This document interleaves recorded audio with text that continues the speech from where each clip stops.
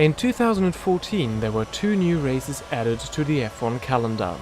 One was the Austrian GP in Spielberg, the other the Russian GP in Sochi. Now one of them is regarded as a great racing venue and looked forward to every year. The other was set to relocate in 2023 because it was hated by pretty much everyone, and only in there because of money. Now, we lost the race at Sochi prematurely because Russia decided to be an absolute dick. For F1 fans, it's no loss. But what is the difference between these two venues? Well, one of them is a great track in a country with a huge audience and history in Formula 1, the other an artificial street circuit. Or at least that's what it's officially called, in a venue with pretty much no legacy in the sport whatsoever. Lately we've been getting a lot of SOCHIs added to the calendar. While it is hard to become worse than Sochi in terms of the racetrack, we've been getting a lot of fake street circuits and venues without a motorsport history, apart from the new US races, but the United States already have a well-received race in Formula 1. No matter if it is Jeddah, Miami or the failed race at Hanoi, they all feel out of place and super artificial, and I feel like they'll never grow on me. And now to the point of my video. I am all for new or returning venues being added to the calendar, but why so many races nobody wants in countries with terrible human rights records? Well, money obviously, but let's put that aside for this video and look at what could possibly be the next Spielberg, if staying inside the comparison I made at the beginning of this video. Today I want to answer the question if F1 could race at Argentina again. Now, why Argentina? Well, in the history of Formula 1 there have already been 20 Argentine Grand Prix, and the most successful F1 driver for a long time in terms of championships, until Schumacher equaled him in 2002, has been Juan Manuel Fangio with 5 world championships to his name. And then there's Carlos Reutemann, who came agonizingly close to becoming an F1 champion just like his compatriot. So, as you can see, the country really does have a legacy in the sport and truly deserves an F1 race. Apart from that, the whole continent of South America has only one race, and a second one would be nice as well. And what better game to use for that than AMS2, as it offers us a small variety of Argentinian tracks since it released the free Argentinian track pack in late June this year. Now, as we've already said, let's put the big issue of money to the side for once and just look at the country's purpose-built tracks that could be interesting for Formula 1. Of course, you could just build some weird artificial roads in Buenos Aires that have pretty much no real use and call it the fastest street circuit in the world, right, JEDDAH? Or just search for a car park and build a street track with a fake marina there, right, Miami?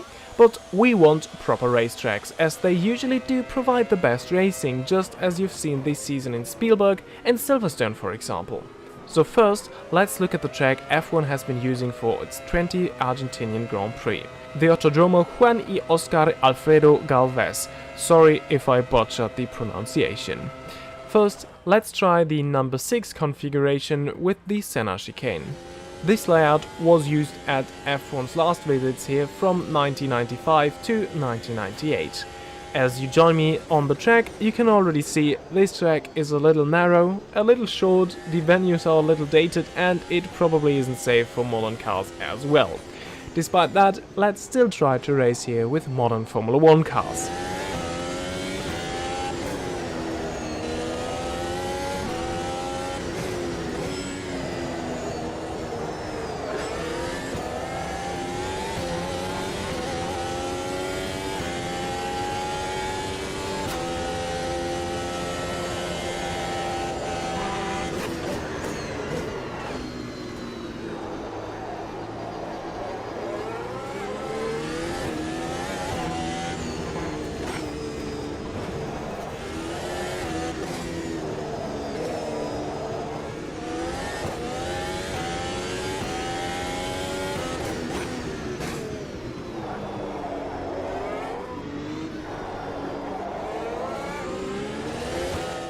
And with a lot of cars on the track, the issues stand out a lot more. This track wasn't famous for its good racing in the 90s, and back then the cars were even a lot smaller. I'm a lot faster than the car ahead, but there's just no way past. Next one is the number 15 layout of Buenos Aires. This one is a lot longer, but well, it suffers from the same issues as the second part of the track is pretty much the number 6 layout. Apart from that, it has a couple of longer straights. And there's 2 right-handers that are flat out in these cars, and they're probably a huge safety concern because get it wrong and you're gone, like gone for good. And despite these straights, there's still no real chance for overtaking. Well, of course, slipstream, but you have to get it done ahead of the corners because either there are no real braking zones or really tight, or it will end in complete disaster in these 2 ultra fast right-handers. So I think we have to say goodbye to Buenos Aires, but not to Argentina, because there is one track that I think would be absolutely brilliant for modern Formula 1. The AUTODROME Termas de Rio Hondo. This track may seem unspectacular if you just look at the track map, but it's pretty darn good to drive and race at. The first couple of turns remind me of kind of a mixture of the first turns in Bahrain and Qatar, not as tight as the one in Sakir, but not as stretched out as the ones in Losail. Then there's a quick right flick on towards a long straight that would definitely be a DRS zone. Here you can fight and prepare move into the braking zone for the third gear hairpin that is turn 4. Then there's a bit that really reminds me of the run towards Malaysia's turn 5. Opposite to Malaysia, this is a long and fast left-hander that leads into a tight right-hander. This would be perfect for a counter-attack if you were overtaken in turn 4, or a follow-up attack if you've lined yourself up well after the previous turn. I can really see some tremendous battles with cars going side by side through the flat-out left-hander to see who brakes latest into the following corner. That one itself is a big challenge as the exit is a lot wider than you'd expect. Then it gets a lot more technical.